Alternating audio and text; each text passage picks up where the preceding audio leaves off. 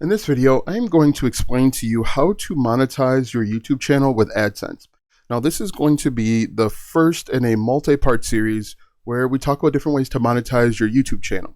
Now, I think it's really important to have multiple revenue streams from your YouTube channel so that you're not just relying on one. Now, what we're going to do is we're going to talk about what AdSense is, CPMs, RPMs, why no two channels are the same. I'm going to give you my stats based off of 3 different monetized channels that I have right in front of me. I've got multiple monetized channels, so I'll be able to give you some real information, okay? And I'm going to be upfront and honest with you. I don't think AdSense is the best way to monetize your YouTube channel. I just don't. But before we get into all of that, I want to make sure that I explicitly state that if you want to be a YouTuber, I think you're thinking about it wrong. You want to be a business owner that uses YouTube as the way to get in front of people. Anytime money is exchanging hands, you're getting paid for your content. Start thinking of yourself as a business owner, and when you do, you'll start making different and potentially better moves. So what we're going to do today is I'm going to talk about almost everything that you need to know when trying to get started with AdSense or the YouTube Partner Program. There's multiple levels, there's all sorts of stuff. So let's go ahead and get into it. So first things first, what is AdSense? AdSense is essentially the way that you can get paid. AdSense isn't YouTube explicit or exclusive. It is a wing of Google. Google has many wings that we both know and don't know of, but AdSense is how we actually receive payments. If you have a blog and your blog is monetized through ads, you could get paid from AdSense. Okay, so don't think that it's just exclusive to YouTube. It is just the way that Google submits payments to you. Now, your eligibility qualifications are going to be based on a whole variety of topics, right? They can be based on where you live. They can be based on the types of content that you make. It could be based on so many variables that when people go over to Reddit and they ask in here, will this channel be monetized? It's impossible to know. Will an AI channel be monetized? Well, maybe. It depends on a variety of topics. So I see it all the time over on Reddit, and even some questions here where people are like, well, will this channel be monetized? Well, if you're going to rely on AdSense, you might not. You maybe not. You won't know until you apply. So how to be eligible for the YouTube Partner Program. There's 2 levels. The first level is you need 500 subscribers and 3,000 watch hours. And what's really important to know is you need to get the watch hours in a rolling period. It's not calendar. So today is January 2nd. You don't need to get 3,000 watch hours in 2026. You need to have 3,000 watch hours in a 1-year period. Okay, that kind of trips people up. And it's really important to understand that. Now, at that level, you're going to get access to the affiliate marketing stuff, some of the lower level stuff. Once you get to 4,000 watch hours and 1,000 subscribers, that's when you can actually get paid for the ads that show up. Now, the way that this works, and again, there's so many variables, you can get paid for the ads that show up in the beginning, middle, and end of your videos. Now, the amount of money that you make from your ads, once again, can vary. And I'll give you a few examples in just a moment. Your ads will vary or the amount you'll get paid by your ads will vary based on the video, so the type of video, the location, so where people are watching that video, year, so time, if it's trendy, if it's relevant. There's a lot of variables. And like I said, I'll give you a few examples in just a moment. What's really important to understand is that there's I could make the exact same video as you, and our CPMs and RPMs could be different. So the way that AdSense works, and it feels like I'm jumping around, but it's really important to kind of understand this. Advertisers, so someone like Disney, Netflix, small mom and pop corporations, businesses, will say, hey, I want to advertise on YouTube. I want to pay to get in front of the line. And YouTube will say, okay, well, based on your niche, you have to pay us X amount of dollars per view, or you've got to pay us X amount of dollars. There's different types of ads as well. There's in video ads, there's ads that show up on the homepage. There's ads that show up over on the right side while you're watching a video. There's a bunch of different ads, but for the most part, I think most people are familiar with the ads that show up in the beginning, middle, and end. Now, you can get paid if someone clicks on those ads, cost per click. But what's really important to understand is if someone in, let's say, the United States clicks on an ad, that's going to be different than someone that clicks in Malaysia, right? And the reason why there's a difference is the advertisers understand and have a number in their mind, what they're expecting to make per click. So this might turn into a math heavy kind of conversation, but so let's say I'm an advertiser and I am marketing widgets. If each one of my customers is worth $10 to me, that means I'm willing to pay like $1 per click up until 10, so that I know that I can make money. Now that's overgeneralized. There's lots of nuance in there, but just that's kind of the thinking behind it. And it's really important that you understand it. There's things like CPM and RPM. RPM stands revenue per milli or revenue per 1,000. CPM is cost per milli, cost per 1,000. That's what you're going to make per 1,000. Okay. So if you ever see that your RPM is 2 and you wonder why you're only making like 8 cents, that's because that's $2 per 1,000 views. So understand that when you're looking at the numbers, you can always reverse engineer and just kind of do the math there. But that's what's really important to understand. And then when you get to, I believe it's 10,000 subscribers, you're able to put on the merch shelf, and that's a whole different ball of wax. I think you're also able to do memberships, but that's something completely different. So that's kind of the basics of when it comes to of the money aspect. Okay, now I encourage you always to do your own research and learn as much as you can when you're getting into this. But let's talk about how to qualify. Again, it's gonna be different. It's gonna vary. There's a lot of curveballs inside of it. First things first, you want to make sure that you are creating unique original content. You cannot be monetized if you are just downloading and uploading other people's work. YouTube frowns upon that. You want to make sure that that your videos fit inside of YouTube's guidelines, and guidelines are ever changing. For example, you want to limit the amount of profanity, because you've got to think that a lot of the companies want to make sure that they are marketing in front or trying to make money in front of videos where they're family friendly, like Disney, for example. Disney's not going to want to promote or post their cruise ships, for example, in front of a video where someone swears every 8 seconds, right? And that can have an impact or effect on your CPM. You want to make sure that your content's original. You want to make sure, and original is an interesting word, right? Because you can make the same videos as other people, but as long as you're using your own words, it's original. That's kind of the interesting thing there. Make sure that you limit the profanity. So that's why you don't really hear me swear at all.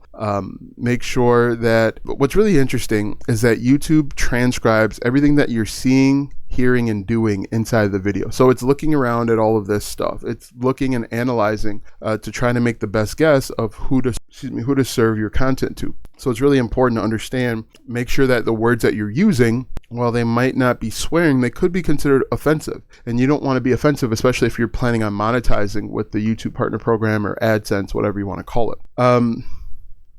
So profanity, no. Original content. Can you monetize faceless? Yes. One of my painting channel is actually monetized. I don't show my face. I use stock photos and stock images from Storyblocks, and the AI images are generated from Leonardo AI, completely faceless. I had a number of faceless channels that can be monetized. Can you monetize AI voice? Maybe, maybe not. It really all depends on the originality. It depends on the what's really interesting, and where a lot of people run into issues, is they try and do a faceless account, but they rely on free videos. So they rely on, what's that one place? Pexels, I think is what it's called. And most people that are trying to do this for free are all using the same websites and using the same videos. And so people will get dinged for reused content, because what they'll do is they'll type in whatever their niche is, like money, and then they see a bunch of videos pop up for money, and they just download the first 10 videos that they see. Okay, great. But you and 10,000 other people have done the exact same thing. And so if you're putting the exact same videos in the exact same order, it kind of looks like reused content. And so that's where you can run into issues there, right? But again, if anyone tells you explicitly that this will get you monetized or not monetized, they don't know. Nobody knows. YouTube kind of knows. They change. It evolves based on consumer sentiment. on advertiser sentiment because ultimately that's what they care about. So that's really important to understand. So let's talk about CPMs real quick. It's what advertisers pay per 1,000 impressions. Want to make sure I was clear on that. RPM is what you earn per 1,000 views, okay? And it's affected by monetized versus unmonetized views and revenue share. So let me just give you a quick and dirty example, right? So this channel, the channel that you're currently on, my revenue per 1,000 views is only $14.76. However, if I click on view more, I have some videos that are $41 per revenue per 1,000 views. I've had some as high as $68. I've got one right here. A revealed simple 5-step process to make $100 per day with Courseria. That's $105 revenue per 1,000. So strategically, if I wanted to be monetized by the YouTube Partner Program, I would try and make more of those videos. And I guarantee you, if I took a closer look, most of the people that watch that video would be from like tier 1 countries, right? I've got some as low as $6.17. Like I built an AI agent to post in Facebook groups. So what's really important to understand is that the RPM is going to vary not by account necessarily.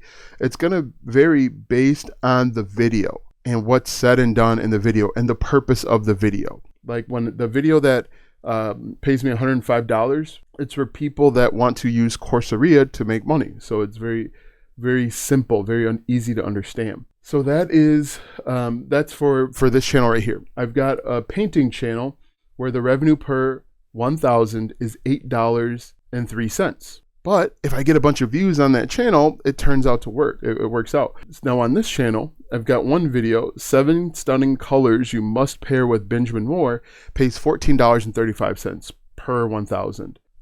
Some of these are $3.98. I've got one, I think looks like $56. Oh, actually that's a different video, but it looks like I'm ranging between $3 and $15 for these types of videos. So painting videos where there aren't a bunch of advertisers that are looking to advertise in that space, I'm not going to be able to make as much. But what's really interesting is on my other channel where I only talk about digital products, the revenue per 1,000 on average is $25.84. So that tells me I should be making a bunch of videos in this niche. Now it looks like my range is between 27 and 57. I've got one video.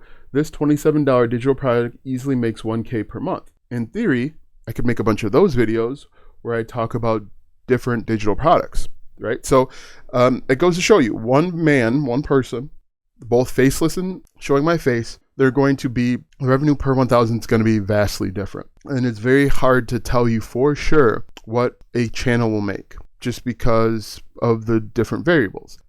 It can even come down to like accents and where you are, not necessarily who your audience is, but where you are and who resonates with your audience. So that's really important to remember if you are just getting started, right? So as I said, audience quality, geographic, and viewer value. What's really important is trying to make sure that you get people to watch longer. The longer you watch, the higher your CPMs and RPMs will be. Another thing that's really important is trying to make sure that a lot of your content is searchable, right? That video, a perfect example, let me see if I can go back over to my first channel. Perfect example, 5 ways, the one that was $100. Let me see, 5 ways, something about Courseria, 5 ways to make $100 with Courseria. A bunch of people have gone over to YouTube and said, how to make money with Courseria. That is a search-based video. And if you want to increase your opportunity, increase your chances to maximize the amount of money that you make, try and make searchable content and don't necessarily rely on virality because virality comes and goes. Something that's really popular now might pay you high now, but in 6 months or a year when it's no longer relevant, like that video, I wish I could find it. The video that I uploaded, the Courseria video, where is it? The Courseria video I uploaded, okay, here you go, $105.46. I uploaded that video July 11th of 2024 and people are still watching it. That's the power of searchable content. Now I've got some videos on here that are viral based. Nobody's really watching those. Those aren't really that popular now, but stuff that's searchable. So in order to find search content, it's real simple. First thing you want to do is come up with a list of keywords that your target audience might be searching. You can use Google, you could use YouTube, you could even use AI if you wanted to. You could go to AI and say, this is my niche, give me a list of 10 keywords that my target audience might be searching for. Take those keywords, go to YouTube, up in the search bar, and then type in the keyword, and then hit a space, and then type in A. Take a screenshot of all of the answers that pop up. Delete, go to B. That's called the alphabet soup method. I got that from this group called Income School, where you find out exactly what people are searching for, and then you can make those videos. Your videos are going to be around forever. Okay.